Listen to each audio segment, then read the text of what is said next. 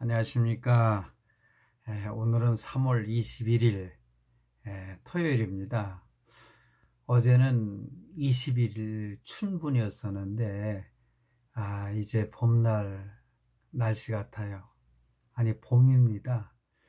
여러분들도 이제 따뜻한 봄이 오고 있는데 그놈의 코로나인가요? 19 그것 때문에 참 교회에서 마음대로 예배도 못 드리고 그러시죠. 혹시라도 교회에서도 온라인으로다가 예를 들어서 예배를 이렇게 함께 드리도록 하고 있지만은 혹시라도 내일 주일날 예배를 교회에서 드리지 못하시는 분들 제 영상을 보면서 말씀을 듣고 가정에서 예배를 드리면 어떨까 그런 생각도 하면서 오늘 말씀을 여러분에게 전하도록 하겠습니다. 오늘 말씀은요, 제가 성경 구절을 읽지 않고요, 사도행전 8장 9절에서 40절이기 때문에 그 내용은 여러분들이 한번 쭉 이렇게 읽어보시고 말씀을 들으면은 큰 은혜가 될 줄로 믿습니다. 제목을 마술사 시몬과 에디오피아 내시의 신앙, 이렇게 제가 제목을 잡았습니다. 두 사람이 빌립에 의해서 전도를 받았습니다. 그런데 이 두 사람의 신앙이 참 비교될 만한 그런 모습을 우리에게 보여주고 있거든요. 그래서 사도행전 이 8장은 사마리아로 이 전도가 확산되어지는 그런 과정에서 일어나는 일들입니다.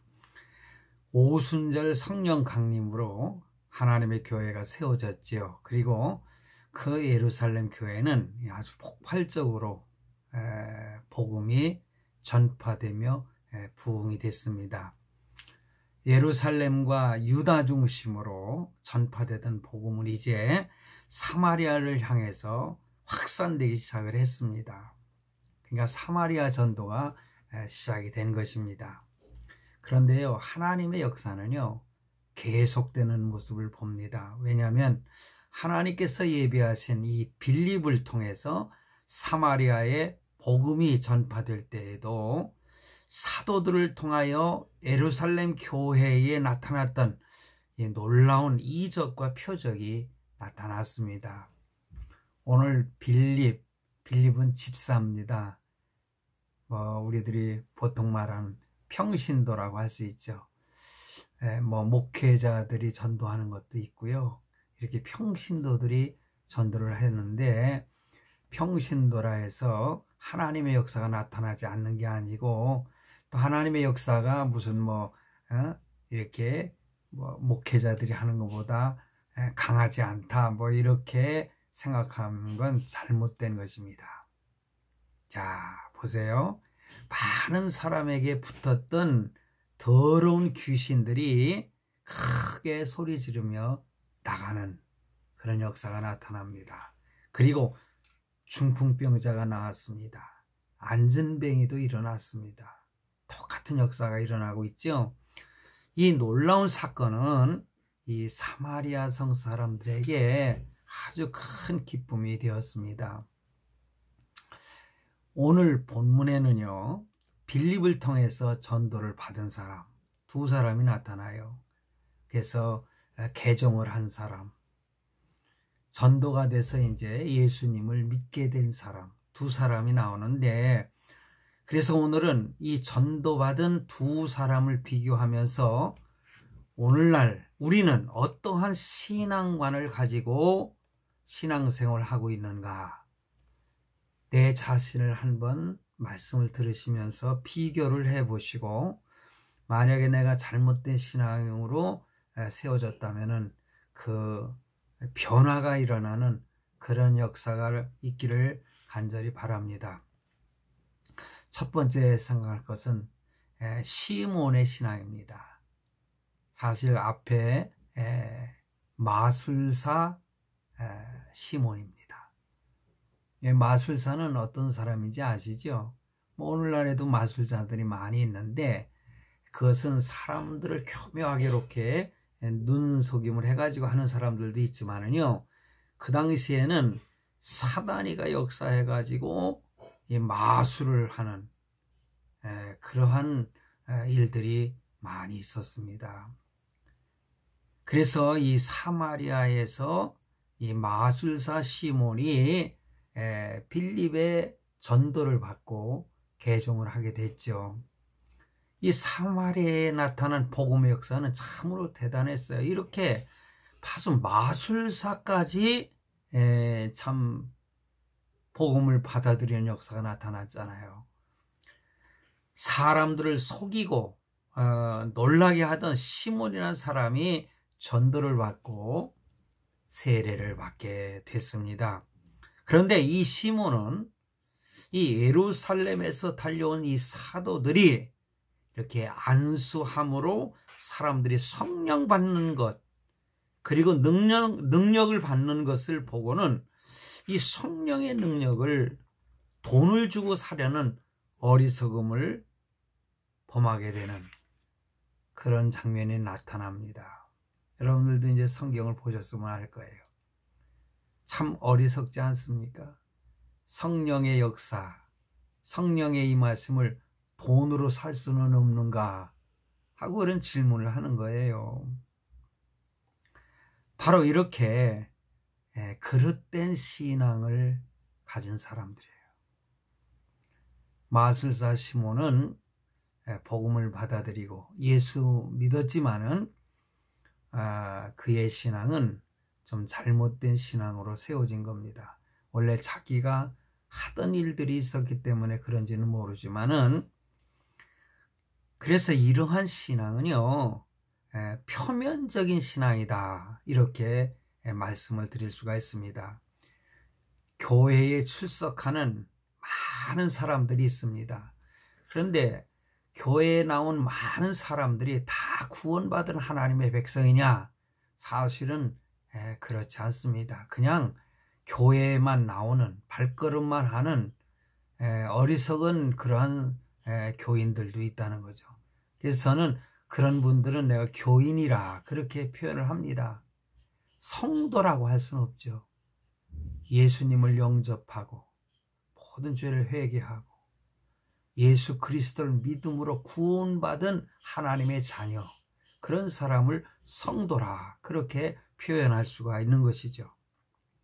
그래서 이 교인들은요, 자신의 죄에 대한 문제와 십자가의 기쁜 뜻에는 관심이 없이 교회를 마치 어떤 친교 행사나 사업상의 이유 때문에, 교회 직분이나 명예 때문에 교회 문전을 드나드는 사람들입니다. 저는요, 목회를 하면서도 예전에 부교육자 생활할 때도요, 저는 그런 사람들 많이 봤어요. 그래서 장사하는 사람들이 주변에서 이왕이면은 교인들이 많이 있어서 자기네 가게에 와서 이렇게 물건을 산다거나, 과거에 제가 참 광명시에서 부교육자 노릇을 할 때입니다. 그런 사역을 할 때인데, 거기에는 저는 두 가지의 종류의 그런 분들을 봤어요.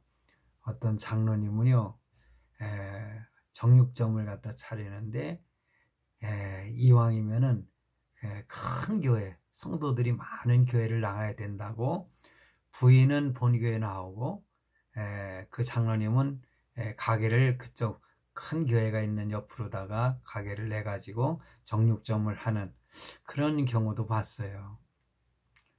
근데 그것이 크게 뭐 잘못이다, 저는 그런 표현을 하고 싶지는 않아요. 그 마음 중심의 신앙의 모습이 어떤 모습인가를 우리가 볼 수 있다는 거죠. 어떤 분은요, 이 마술사 그 시몬이가 구원받은 것처럼 제가 섬기던 교회 목사님으로부터 전도받은 그 무당, 여자 무당이었는데, 그분이 전도를 받고 예수 믿고 권사가 됐는데요, 야, 얼마나 목사님을 잘 섬기는지 몰라요. 매일매일 내가 부교육자니까 출근을 하면은 나와가지고 신방도 같이 하고 뭐 전도도 같이 하고, 저는 그런 분도 봤어요. 무당에 예수 믿는, 무당도 예수 믿을 수 있어요. 귀신을 쫓아내고. 자, 여기 마술사였던 바로 시몬이 그런 사람이었어요. 사도들이 전하는 복음의 내용보다는 표면적으로 나타난 성령의 능력과 이 표적에 더 관심을 갖고 사도들을 따라다닌 것입니다. 예수님 따라다닌 제자들 가운데도 그런 제자가 있었잖아요. 사실 가룟 유다 같은 사람들, 그런 사람들이에요. 전심전력으로 따라다닌 그것이 예수님에 대한 그러한 믿음보다는 이 겉으로 나타나는 표적과 이적 때문이라는 거죠. 그러므로 성령의 능력을 그는 돈으로 살려고까지 했던 사람이에요. 여러분은 어떻습니까? 또한 그의 신앙은 이 황금 만능주의 신앙입니다. 돈이면 뭐 성령의 능력도 살 수 있다고 생각하는 거죠. 얼마나 어리석습니까? 오늘날 세상의 가치관이 뭐예요? 사실은 돈입니다. 돈이면 모든 것이 해결된다는 황금 만능주의 사고방식. 그게 세상에 이 만몬신에게 사로잡혀서 돈에 의해서 모든 짓을 다 하는 겁니다. 돈이라고 하는 칼을 들고 마구 휘두르며 많은 사람에게 상처를 주는 일이 얼마나 많습니까? 이 세상이 그래요. 이러한 사상이 교회 안으로 파고 들어와서 판을 치고 있는 이 시대의 교회의 모습도 우리가 발견하지 않습니까? 시몬은 세례를 받았으나 그는 겉으로 드러난 표적에만 관심을 가졌고 성령을 돈으로 살 수 있으리라 이렇게 생각을 하는 것입니다. 그가 예수 믿고 진정으로 거듭난 사람일까요? 영의 양식보다는 육의 탐욕에 눈이 어두운 그런 사람들이 오늘날 교회에 많이 있음을 발견합니다. 나는 어떤 부류의 신앙입니까? 그리고 그의 신앙은 바로 기복적인 신앙이죠. 이 세상의 모든 종교는 사실 기복신앙에 뿌리를 두고 있습니다. 복받기 위해서 섬기는 거예요. 복받기 위해 기도하고 절하는 미신적인 행위가 바로 기복신앙입니다. 그런데 보세요. 이것이 잘못됐는가? 한번 깊이 한번 생각해 보세요. 자기 자신과 자손이 잘 되길 위하여, 또 사업이 잘 되길 위해서, 또 건강하기를 위해서 100일 기도를 드리고 성황당 나무 밑에서 엎드려 비는 모습. 오늘날 그것을 위해서 산기도 가서 기도하는, 기도원에 올라가 기도하는, 저는 그것이 다 잘못됐다고 그렇게 말씀드리고 싶지는 않습니다. 사람이면 누구나 행복한 삶을 갈구하는 것이 당연하죠. 우리 예수 믿는 사람들도 마찬가지예요. 우리가 예수 믿는 것이, 우리가 육신적인 것도 잘 되는 것이 하나님 앞에 우리의 바람이 아닙니까? 그런데 그것은 인간의 본성에서 더 이상 차원이 높이 올라가지 못한 신앙이에요. 우리는 한 차원 높은 신앙을 가져야 합니다. 그게 뭐냐? 우리 기독교는 이러한 것보다는 한 걸음 더 나아가 인간의 죄에 대한 문제와 영혼 구원의 최우선을 두고 있는 것이 우리 기독교의 신앙인 것입니다. 참된 행복은 이런 육적인 것에 한정이 되어 있지 않습니다. 이 세상의 것에만 국한된 것이 아니라는 것이죠.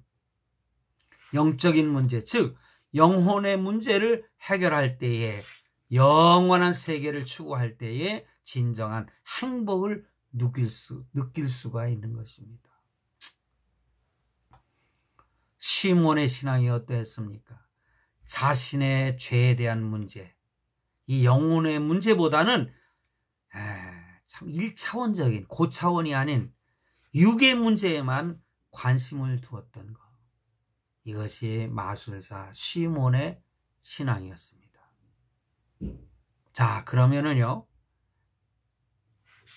에티오피아 내시의 신앙을 살펴보도록 하겠습니다.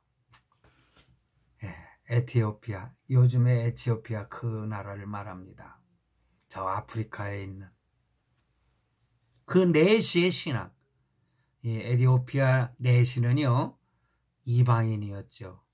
그 이방인임에도 불구하고 예루살렘을 순례하면서 하나님께 예배를 드리는 훌륭한 신앙인이었어요. 그의 신앙은 열심히 있는 신앙이에요. 우리 믿는 성도들 첫째로 열심히 있어야 됩니다. 너무 미적직지근한 그런 신앙, 하나님이 사실은 요한계시록에 나와 있잖아요. 미지근한 신앙을 하나님께서 내 토에 시리라 이런 말씀까지 하셨어요. 미지근한 신앙은 하나님이 기뻐하시지 않아요. 정말 뜨거운 열정이 있는 신앙을 가져야 돼요. 많은 시간을 들이고 많은 땀과 눈물을 흘릴수록 그 일은 가치가 있는 거 아니겠습니까? 신앙생활도 바로 그렇습니다. 은혜 받기 위해 열심을 다할 때에